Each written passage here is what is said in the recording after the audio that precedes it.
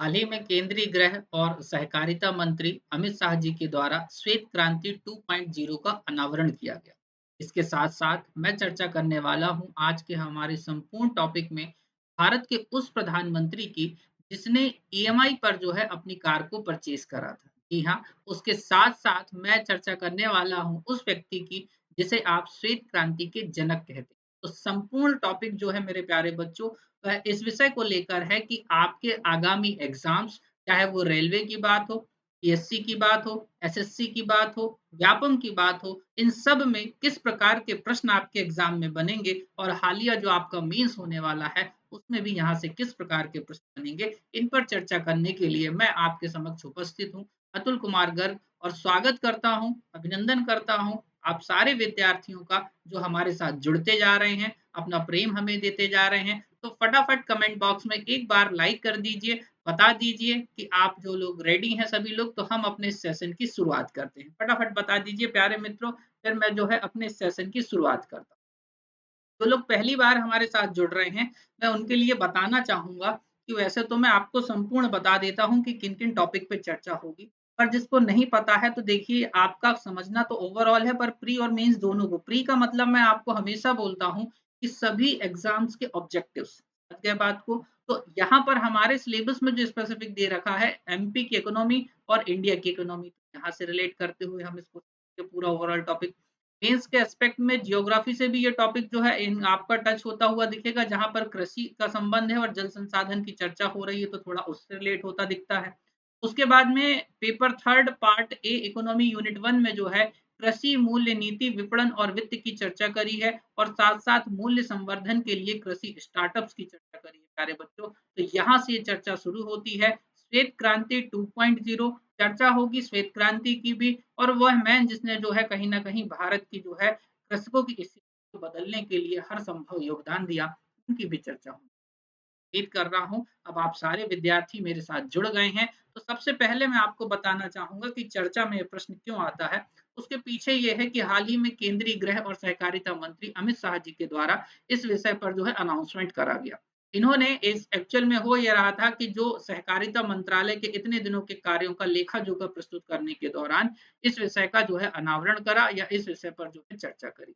इनका ये उद्देश्य है या इनका कम शब्दों में बोलना चाहूँ तो यह उद्देश्य था कि हम भारत में जो है आने वाले समय में जो किसान हैं, उनकी आय में बढ़ोतरी होते हुए देखना चाहते हैं, जिसमें एक छोटा-सा अंशदान जो है श्वेत क्रांति 2.0 का होगा। तो इसी से प्रश्न उठता है कि सर श्वेत क्रांति है क्या या क्या थी और क्यों लाई गई थी इस पे? तो एक फ़ोटो यदि आप देख पा रहे हो मेरे प्यारे बच्चों, अच्छे से इमेजिन कर पा रहे हो, ये हैं आपके कौन? ये हैं आपके वर्गीज़ कुरियन, समझ गए बात को? और ये हैं वे प्रधानमंत्री जो मुझे हमेशा जो है पसंद आते हैं या जिनकी मैं चर्चा करता हूँ। इनका नाम है लाल बहादुर, ठीक है ना? स्वर्गीय लाल बहादुर शास्त्री जी भारत के ऐसे प्रधानमंत्री थे जिन्होंने ईएमआई पे कार खरीदी। चाहते तो किसी भी बड़ी कंपनी को ऑर्डर दे देते मेरे प्यारे बच्चों, और वो कंपनी दौड़ी-दौड़ी जो है इनके दरवाजे पर कार खड़ी करके जाती। पर आप समझिए कि ऐसे भी इस देश में प्रधानमंत्री हुए हैं जिन्होंने सत्ता का लोभ त्याग कर जो है समाज हित, देश हित और राज्य हित में हर संभव कार्य करे हैं। किसानों की आय को दोगुना करने के लिए इनके दिमाग में एक चिंता थी, एक विषय थी। इसको लेकर इन्होंने अपनी इस जो विषय है इसको साझा किया वर्गीज़ कुरियन के साथ और बोला, वर्गीज़ मैं चाहता हूँ कि मेरे देश के किसान जो हैं उनकी आय में बढ़ोतरी करी जाए। इसके लिए कुछ नया कॉन्सेप्ट शुरू करा जाए, कुछ नया विचार लेकर आइए। तो इस पर जो है वर्गीज़ भी जो है इसमें, जब देखिए क्या रहता है, जब टॉप पर बैठा व्यक्ति आपको ऐसे कुछ आइडियाज़ आपसे एक्सपेक्ट करता है, तो आपके अंदर के जो भाव हैं वो आगे और बढ़ने की मिलती है।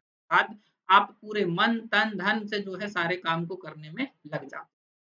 तो इन्होंने एक पूरा प्रोजेक्ट जो है कहीं न कहीं सोचा, वो प्रोजेक्ट ही जो है अमूल के संदर्भ में आप जानते हैं, और इसी के आधार पर जो है शुरुआत होती है भारत में श्वेत क्रांति। वर्ष 1970 की बात हो रही है मेरे प्यारे बच्चों, और वर्ष 1970 में श्वेत क्रांति की शुरुआत हो जाती है। हुआ ये था कि स्वतंत्रता से लेकर अब तक, मतलब 1970 तक भारत दुग्ध उत्पादन में लगातार पिछड़ते जा रहा है।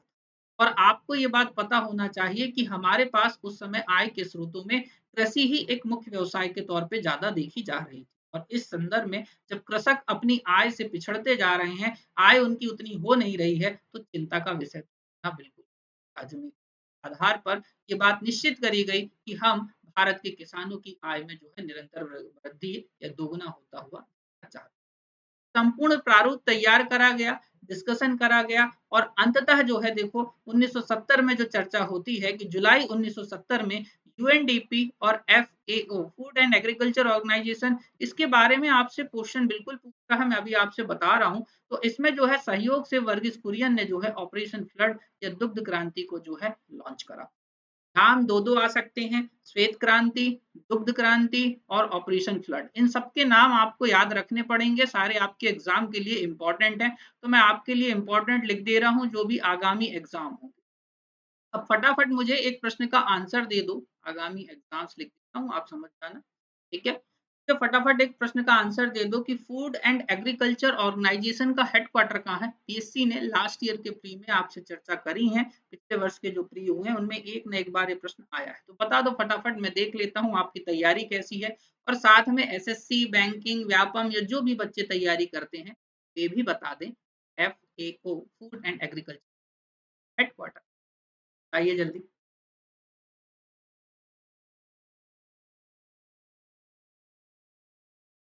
बढ़िया, बहुत बढ़िया।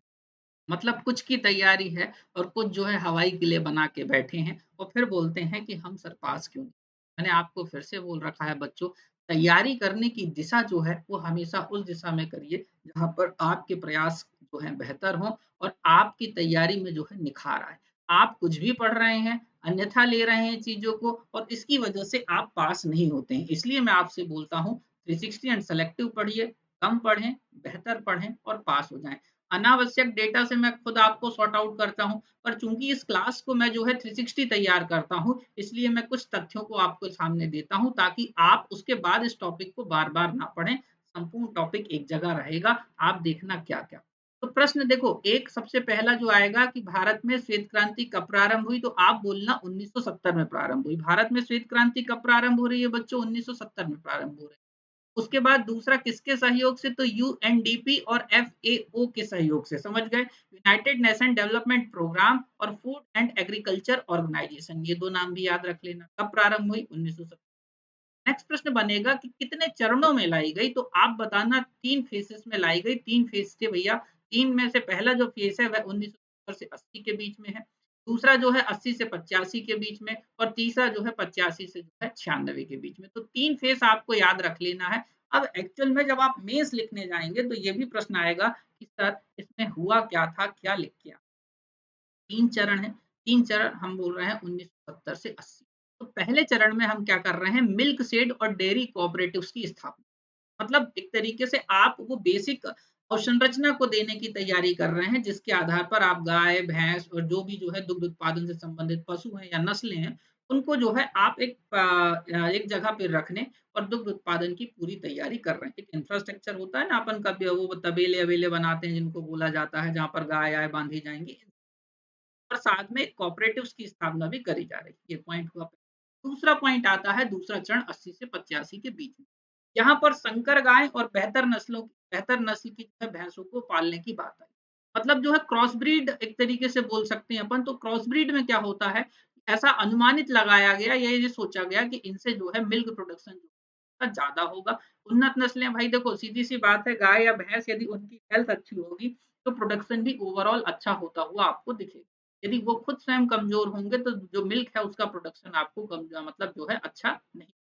तो इस आधार पर ये तय करा गया कि संकर गायें और जो है उन्नत नस्ल का पालन किया जाएगा, मतलब उनको जो है पाला जाएगा। पॉइंट समझ की बात। थर्ड क्राइटेरिया, अब देखो पहले में आपने अवसंरचना बना ली, पहले में आपने क्या बना लिया? अवसंरचना को बना लिया। दूसरा आपने उन्नत नस्लों के जो है पशु या दुधारू पशुओं को लेकर आ गए और तीसरा अब इनकी मार्केटिंग पे काम करा जाएगा। तो इसी के लिए जो है दुग्ध उत्पादन और विपणन पर जो है काम किया जाने लगा। दुग्ध उत्पादन और विपणन के अंतर्गत मतलब मिल्क प्रोड्यूस भी हो रहा है। विपणन का अर्थ होता है बच्चों मार्केटिंग। विपणन का अर्थ क्या होता है यहाँ पर, जिसको नहीं पता हो इंग्लिश वालों, यदि आप हमारे साथ जुड़ रहे हैं तो आप यहाँ पर जो है इसको मार्केटिंग कह दीजिए।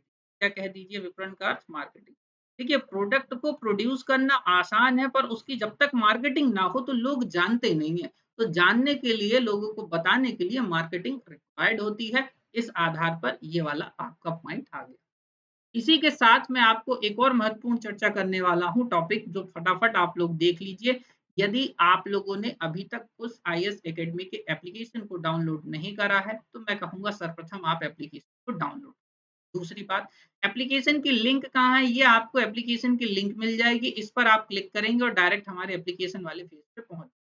उसके बाद हमने कुछ विशेष कोर्सेज़ लॉन्च करे हैं बच्चों, इन कोर्सेज़ को लॉन्च क्यों करा गया है, किस आधार पे करा गया है, क्या बेनिफिट्स हैं, ये सारी डिटेल्स आप कोर्स में चेक कर लेना, आपको मिल जाएगी। बावजूद इसके कोई डाउट होता है, तो आप मुझसे डायरेक्ट कॉन्टैक्ट कर सकते हैं। मैं आपको खुद बताऊँगा कि इनकी फीस क्यों इतनी रखी गई है, क्या कारण है। मैं हमेशा बोलता हूँ सस्ता रोए बार-बार, महँगा रोए एक बार। या तो आप सस्ता कर के जो है बार-बार परचेज़ करते रहिए और परेशान होते रहिए। इस तरीके से मैं किसी भी टॉपिक को कराता हूँ, पिछली न्यूज़ देख लो, प्लेलिस्ट चेक कर लो, आपको समझ में आ जाएगा कि ऐसा यदि पढ़ेंगे तो शायद एक बार। इन सब में एक अच्छी खासी मेहनत लगती है, रिसर्च एंड डेवलपमेंट लगती है, बहुत कुछ लगता है, तब जाके आपके लिए संपूर्ण डेटा और क्लास तैयार हो। तो आप हमेशा उस बात को समझेंगे तो आपको भी ये वर्थी सिद्ध होगा, फ्रूटफुल होगा। पॉइंट समझ गए? तो लाभदायक यदि आपको भी इस करना है कोर्स एक बार परचेज़ करके और मैंने आपको बोल रखा है कि यदि आप हमारे कॉम्बो बैच को परचेज़ तो उसमें आपको मैं 3 गुना चीज़ों को जो है रिटर्न करूँगा। उसके बाद आपके स्क्रीन पे 2 पॉइंट दिख रहे होंगे कि यदि आप एंड्रॉइड फ़ोन यूज़ करते हैं तो इस पर्टिकुलर लिंक पे आप क्लिक कर लेना और यदि आप आईफ़ोन यूज़ करते हो तो इस पर्टिकुलर लिंक पे आप जो है क्लिक कर लेना। तो इससे आप डायरेक्ट उस पर जो है पहुँच जाओगे उस विंडो पे कि जहाँ पर आपको संपूर्ण डिटेल्स देखने को मिल जाएँगी। डिटेल्स आराम से पढ़िए, अपनी स्वेच्छा अनुसार कोर्स को परचेज़ करिए। पर मैं आपसे ये कहूँगा कि यदि आप हमारे कॉम्बो बैच को परचेज़ करते हो तो मैं आपको 3 गुना रिटर्न करके दूँगा उस अमाउंट का और यकीन मानिए आप उन सब्जेक्ट में ऐसे तैयार होंगे और अन्य सब्जेक्ट के लिए भी अपनी तैयारी कुछ ऐसे करेंगे कि आपको बार-बार इन सब्जेक्टों के लिए बुक नहीं देखनी पड़ेगी, कंटेंट नहीं देखना पड़ेगा, कुछ भी नहीं देखना।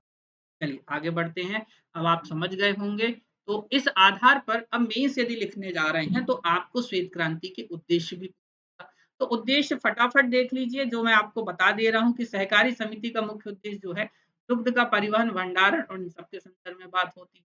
मवेशियों के लिए भोजन उपलब्ध करवाने के संदर्भ में भी बात हुई। दु दुग्ध उत्पादों की विस्तृत किस्मों के उत्पादन की बात भी हो रही है। फिर उसके बाद जो है बेहतर नस्ल, स्वास्थ्य सेवाएँ, पशु चिकित्सा और ये सब भी प्रदान करने की बात हो रही है। आप इनको एक बार पढ़ लेना, मैं अल्टीमेटली बता दे रहा हूँ कि क्या मोटो है इस सब के, क्या उद्देश्य। अल्टीमेटली जो श्वेत क्रांति लाई गई, उसके पीछे उद्देश्य ये था कि हम किस प्रकार से जो है अल्टीमेटली अपने यहाँ के जो पूरे इससे रिलेटेड जो भी एलिमेंट्स हैं, एलिमेंट्स मतलब गाय-भैंसों की बात हो गई, इंफ्रा की बात हो गई, मार्केटिंग टीम की बात हो गई, कोऑपरेटिव्स की बात हो गई, लोगों से जो है संवाद स्थापित करने की बात हो गई। इन सबको किस प्रकार से कोऑर्डिनेट करें ताकि हम जो है अच्छे मार्केट में अपनी पकड़ बना तो इस आधार पर अब जो और ऑब्जेक्टिव प्रश्न बनेंगे उनको सुन लो ध्यान से और अच्छे से नोट डाउन भी कर लेना अपनी कॉपी में।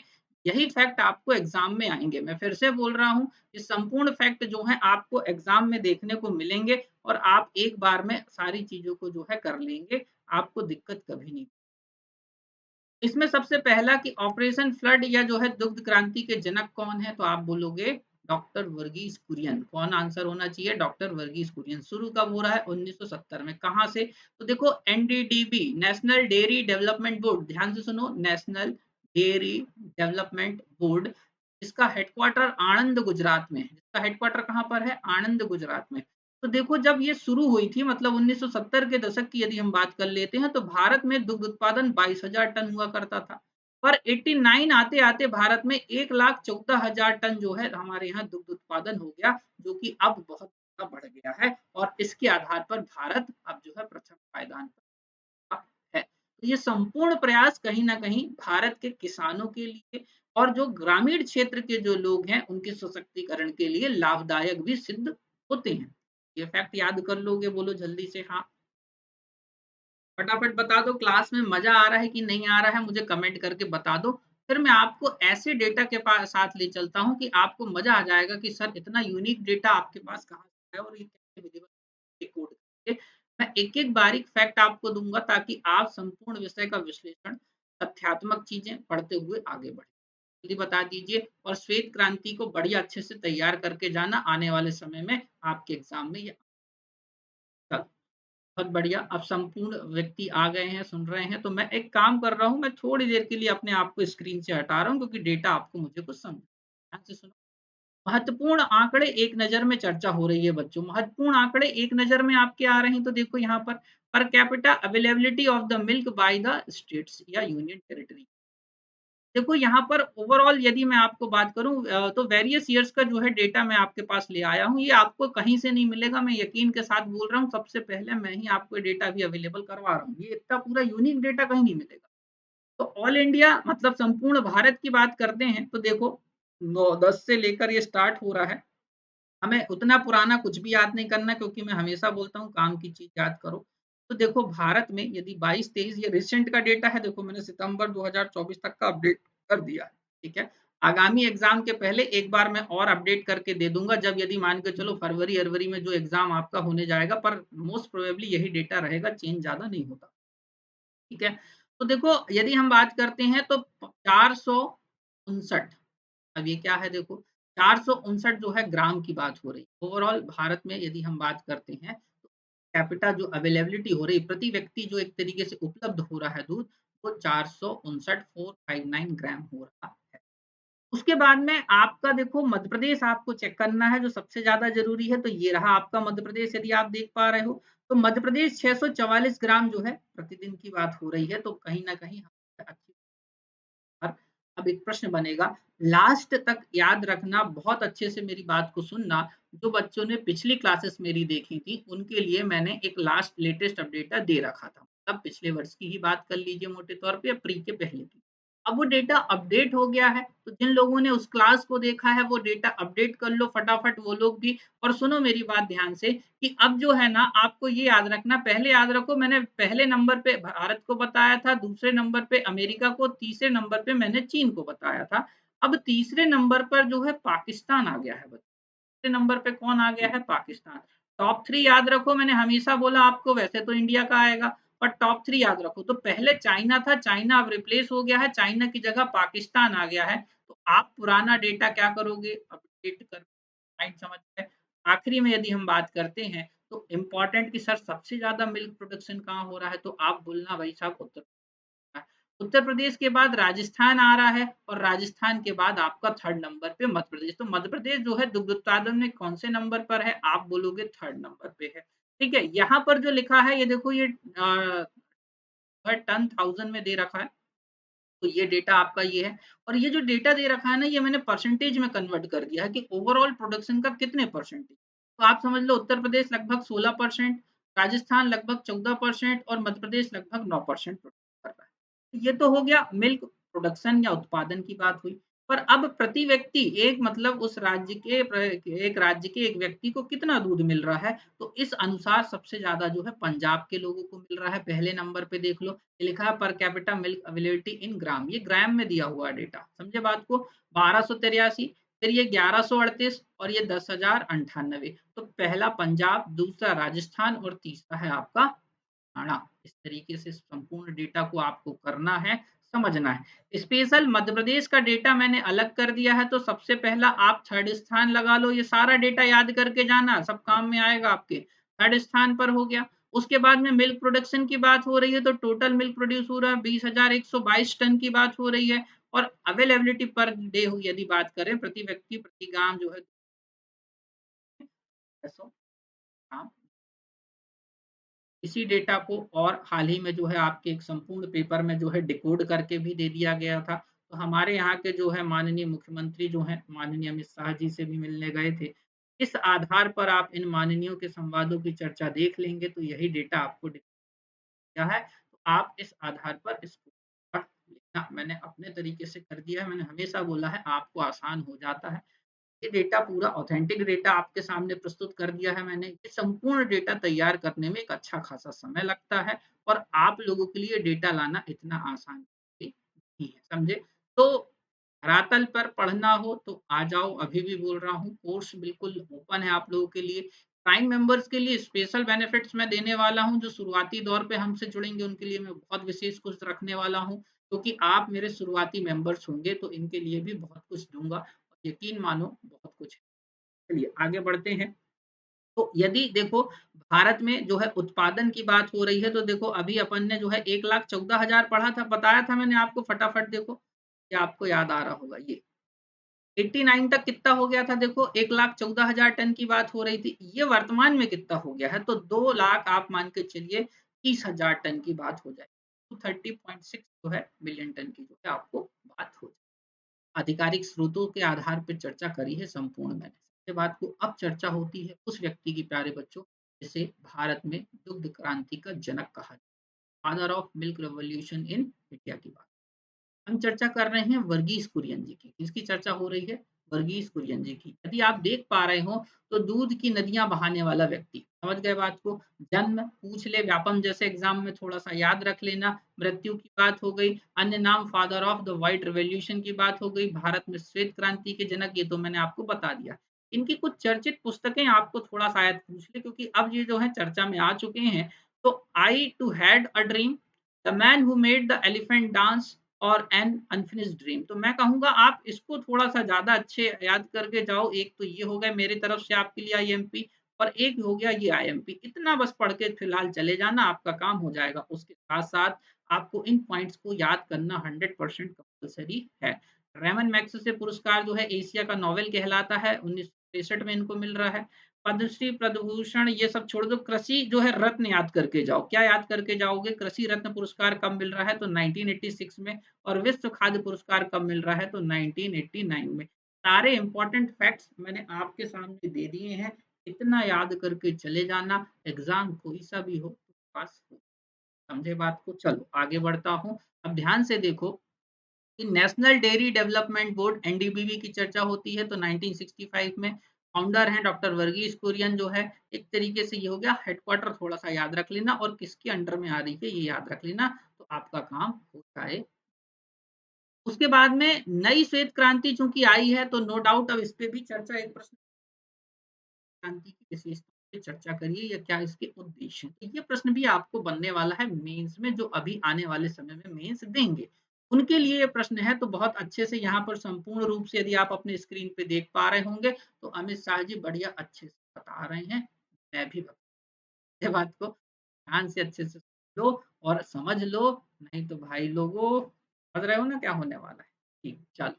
तो श्वेत क्रांति 2.0 को डिकोड कर दिया है, बाइलिंगुअल है सारी चीज़ें। तो इसके तहत देखो सरकार क्या लक्ष्य रख रही है कि अगले 5 साल में ये की फैक्ट्स जो है मैं यहाँ पर हाइलाइट कर दे रहा हूँ। अगले 5 साल में डेयरी सहकारी समितियों द्वारा दूध की खरीद में 50% क्या करना है? वृद्धि करना है। इस कार्यक्रम के तहत महिला किसानों को सशक्त बनाने का लक्ष्य रखा गया है और दुग्ध उत्पादन बढ़ाना, डेयरी क्षेत्र में बुनियादी ढांचे को मजबूत करना और दुग्ध निर्यात को जो है बढ़ाना ये करा गया है।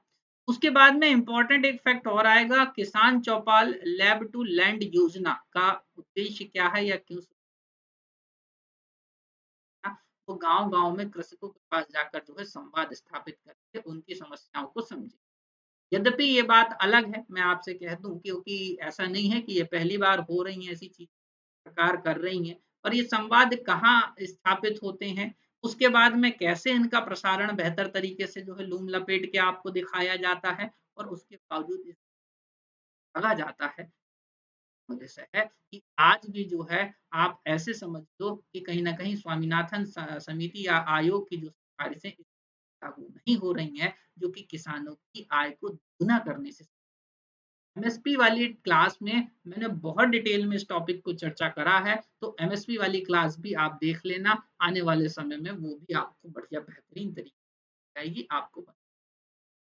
उसके साथ-साथ जो है 2.0 के कुछ प्रमुख तथ्य और जो हैं, मैं उनको आपको बता देता हूँ। तो देखो 2 लाख प्राथमिक सहकारी समितियाँ रजिस्टर होते ही देश में एक भी पंचायत ऐसी नहीं होगी जहाँ पीएसीएस डेयरी या मत्स्य सहकारी समितियाँ ना हो। ये क्या होती हैं मैं अभी चर्चा करूँगा आपसे, चिंता मत करो। वीडियो थोड़ा-सा लेंथी हो जाता है, उस पे चर्चा कभी मत करना क्योंकि सारा डेटा एक जगह देना पड़ता है। उसके साथ-साथ या तो मैं 2 क्लासेस बनाऊँ तो तुम्हारा भी डबल समय जाएगा। इसलिए मैं सोचता हूँ 360 और सेलेक्टिव एक बार पढ़ो, अच्छा पढ़ो, उसके बाद दोबारा कभी नहीं देखना मत करो। पीएसई को जो है पीएसीएस को जो है अलग 25-25 अलग-अलग कामों से जोड़ा जा रहा है जिससे इन्हें वायबल किया जाए। क्या है मैं अभी बता रहा हूँ। और ग्रामीण क्षेत्र में महिलाओं को आत्मनिर्भर बनाने के लिए जो है एक उपयुक्त माध्यम सिद्ध हो सकता है। और विदेशी मुद्रा का भी अर्जन होगा। भाई जो है देखो फूड प्रोसेसिंग आपने सुना होगा, तो ऐसे ही मिल्क को जब प्रोसेस करके जैसे दूध से हम जो है घी बना रहे हैं, उसके बाद में दही बन रहा है और भी बहुत सारे प्रोडक्ट बनते हैं। इनका एक्सपोर्ट भी तो होता है, बाकी ना बोलो, ठीक है ना? तो इसी आधार पर जो है आपको ऐसे समझ लेना है कि हर व्यक्ति की जो है तरीके से हर व्यक्ति को जो है जोड़ते हुए जो श्वेत क्रांति 2.0 है उसमें किसान जो है ऐसा उम्मीद करी जा रही है कि किसानों की आय को भी बढ़ाया जाएगा और इस आधार पर जो है बहुत कुछ करा जा इस बिंदु को ध्यान में रखते हुए कुछ पॉइंट्स आपके बीच में चर्चा में आए। सारी डिटेल्स पीडीएफ में मैंने डाल दी है। एक-एक नज़र में इन सबको पढ़ लेना और आप इसको ऐसे समझ लो कि आप इन संपूर्ण क्लासेस को जो है एक बार विस्तृत रूप में देखना, फिर पीडीएफ आपको मिलेगी। पीडीएफ आपको एप्लीकेशन पे मिलेगी। फ्री क्लासेस की ये जो यूट्यूब क्लास की जो फ्री पीडीएफ है वो हमारे एप्लीकेशन पे भी मिल जाती हैं आपको और आपको मिलती हैं ज आपके टेलीग्राम पे। तो कुश आईएएस अकेडमी का टेलीग्राम चैनल है, वहाँ पर भी ये पीडीएफ आपको मिल जाती है। समझे बात को? और जो चर्चा में जो टॉपिक आए मैंने बोला अभी आपको बताने वाला हूँ उनको। जैसे सहकारी समिति की बात होती है, समझना। सहकारी समिति क्या होती है यदि 2 मार्कर मेंस में बन जाए तो उसका आंसर आपको आना चाहिए। लोगों का ऐसा संघ जो अपने पारस्परिक लाभ के लिए स्वेच्छापूर्ण सहयोग करे। हम सब मिलकर अपने सामाजिक, आर्थिक, राजनैतिक और भी विभिन्न जो है उत्थान के लिए एक दूसरे का सहयोग कर रहे। ये कहलाता है आपका सहकारी संघ। के बात को हालाँकि कुछ कानूनी प्रावधान हैं, जिन पर कभी विशेष चर्चा होगी, पर मैं आपसे कहूँगा कि इतने पॉइंट्स भी याद रख लोगे तो पास हो जाओगे। मैं हमेशा प्राथमिकता पास होने की आपकी देता हूँ। ये बात को दूसरा, सहकारिता मंत्रालय से एक प्रश्न बिल्कुल बनने वाला है, इसको रट के जाना तो देखो सहकारिता मंत्रालय का जो गठन है वह है वर्ष 2021 में करा गया था, ये नवीनतम मंत्रालय बना था। सहकारिता की भावना का विकास करने के लिए इस मंत्रालय का गठन किया गया था। ये बात अलग है कि दक्षिण के राज्यों के साथ सहकारिता स्थापित नहीं करती है। यार उन्होंने अभी बीच में एक आलोचना भी करी। खैर ठीक है, उस पर भी बाद में चर्चा करते हैं। टैक्स जिसके बारे में मैं बार-बार चर्चा कर रहा था, तो याद कर लो प्राइमरी एग्रीकल्चरल क्रेडिट सोसाइटीज़। क्या बोलेंगे? Primary agricultural credit societies.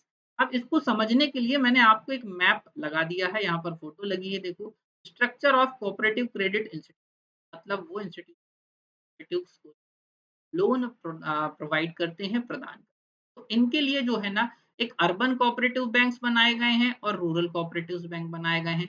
Urban और रूरल में जो है शॉर्ट टर्म की बात आती है। रूरल में किसकी बात आती है? शॉर्ट टर्म और शॉर्ट टर्म में देखो पैक्ट के बारे में ये चर्चा करी हुई है। तो ऐसे याद रखिए। तो अब देखो मैं ध्यान से समझा रहा हूँ जो कोऑपरेटिव क्रेडिट इंस्टीट्यूशंस होते हैं, उनमें भी जो रूरल सेक्टर होता है, रूरल सेक्टर में भी जो शॉर्ट टर्म के लिए लोन अवेलेबल करवाते हैं, उसमें आती है आपकी पीएएस। ये बात को अर्थात यह ग्रामीण स्तर पर कम समय के लिए लोन उपलब्ध करवाने वाले वित्तीय संस्थान हैं। क्लियर है ना? कर लोगे। ग्रामीण स्तर पर समझ गए बात को? कौन से स्तर पर? ग्रामीण स्तर पर जो है तरीके से हम बोल रहे हैं कि कम समय के लिए लोन उपलब्ध करवाने वाले फाइनेंशियल इंस्टीट्यूट की संस्थान हैं। क्या कर लोगे? तो हाँ सर जी कर लेंगे। जल्दी से बता दो एक बार कमेंट करके बता दो कि हाँ सर। ठीक है? अब फटाफट एंड कर रहा हूँ। अब सारी बातों को सुन लेना, आपको समझ में आ जाएगा। तो इस आधार पर अब कुछ पशुपालन के लिए जो है सरकारी नीतियों की चर्चा हो जाएगी। यहाँ पर मैंने लाभ अटैच कर दिए हैं, मेंस जब लिखने जाओ तो इनको पढ़ लेना। ये ऐसे पॉइंट्स हैं कि तुमको आ जाएँगे, नहीं भी आए तो मुझसे लेना। मैं आराम से इन सारे बिंदु की चर्चा आपको करके बता दूँगा। उसके बाद में आपसे पूछेगा देखिए कि जो नीतियाँ कौन-कौन सी चलाई जा रही हैं, तो आप बोलना राष्ट्रीय पशुधन मिशन चल रहा है, राष्ट्रीय कृषि विकास योजना चल रही है, प्रधानमंत्री किसान सम्मान निधि ये तो मैं अच्छे से पढ़ाता हूँ, आपको चिंता भी नहीं करनी है और इनाम भी बहुत अच्छे से पढ़ा रखा है योजनाओं के संदर्भ में और प्रधानमंत्री मत्स्य संपदा योजना और तो इन योजनाओं के नाम थोड़े से याद रख लेना, मेंस में मिल जाएगा तुमको वेटेज की बात को। तो अब मेरे प्यारे विद्यार्थियों, यहाँ से मैं अपने इस सेशन को जो है एंड करने जा कोई डाउट्स हो तो फटाफट कमेंट कर दो मुझे कि सर इस पॉइंट पर जो है अभी हमें और डिस्कशन करना था तो मैं उसको आपको बता देता हूँ। एक बार फटाफट आप लोग बता दीजिए। चलिए जल्दी बताइए।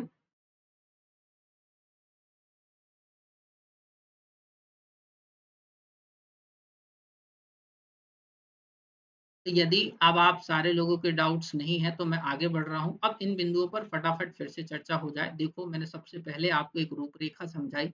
इस रूपरेखा के अंतर्गत मैंने आपको ये बोला कि हाल ही में श्वेत क्रांति 2.0 का जो है चर्चा में क्यों आई। जैसे ही ये पॉइंट आपके दिमाग में सेट हो गया मेरे प्यारे बच्चों, आपको ये बात समझ में आ जानी चाहिए कि अब हम इससे किस प्रकार के फैक्ट्स को पढ़ें। मैंने आपको एक-एक फैक्ट्स करके बेसिक बैकग्राउंड समझाया कि श्वेत क्रांति सबसे पहले क्यों लाई गई, क्या कारण था, इस पे चर्चा हुई। कितने स्टेजेस में लाई गई, कब शुरू हुई, किनके सहयोग से शुरू हुई, ये वाले पॉइंट मैंने आपसे चर्चा करे। उसके बाद में यदि मैं आपसे बात करता हूँ, तो हाल ही में जो नई श्वेत क्रांति लाई गई, इसके संदर्भ में आपको की फैक्ट्स दिए। और पुरानी श्वेत क्रांति के साथ-साथ मैंने आपको ये भी बताया कि इसके उद्देश्य क्या थे, वर्तमान में स्टैटिस्टिक्स क्या है, क्या एग्ज़ैक्टली डेटा है, कितना उत्पादन कौन-सा राज्य कर रहा है, किस राज्य के व्यक्तियों को कितना मिल रहा है, इन सारे बिंदुओं के साथ-साथ संपूर्ण भारत में कितना उत्पादन हो रहा है, वैश्विक स्तर पे भारत की स्थिति कैसी है, इन सारे बिंदुओं के साथ-साथ जो है वर्तमान में मध्य प्रदेश क्या सोच रहा है और हमारे यहाँ के साथ-साथ यदि हम बात करें तो वर्गीज़ कुरियन की मैंने आपसे चर्चा करी। मैंने आपसे जो है लाल बहादुर शास्त्री की जी की जो है चर्चा करी, तो इस आधार पर टॉपिक अब आपका कंप्लीट हुआ। नई श्वेत क्रांति की विशेषताएँ बता दी हैं और भी जो है संपूर्ण फैक्ट्स जो हो सकते हैं, से रिलेवेंट, उसके बाद में लाभ से संबंधित, गाँव से संबंधित सबका जो है मैंने आपके लिए समापन कर दिया है। उम्मीद करता हूँ आपने हमारे आज के सेशन को भी एन्जॉय करा होगा। पुराने सेशंस प्लेलिस्ट में जाके चेक करें, म्यांमार से संबंधित मुद्दा हो, आपके बाद बांग्लादेश का मुद्दा हो, उसके बाद राधा कृष्णन जी, यूपीआई और भी बहुत यूनिक टॉपिक्स आपके लिए तैयार करे हैं। हिस्ट्री की प्लेलिस्ट, उद्विग्नता की प्लेलिस्ट सेपरेट पड़ी हुई हैं, उनको चेक कर लीजिए। आप संपूर्ण विषय का आकलन कर लेंगे कि हम किस लेवल वाले हैं और उम्मीद कर रहा हूँ कि आप हमसे जुड़ेंगे। तो इस आधार पर मैं अतुल कुमार गर्ग विदा लेना चाहूँगा अब आपसे। मिलेंगे नेक्स्ट वीडियो में, तब तक अपना ख़्याल रखना है। जय हिंद, जय भारत और बहुत धन्यवाद मेरे प्यारे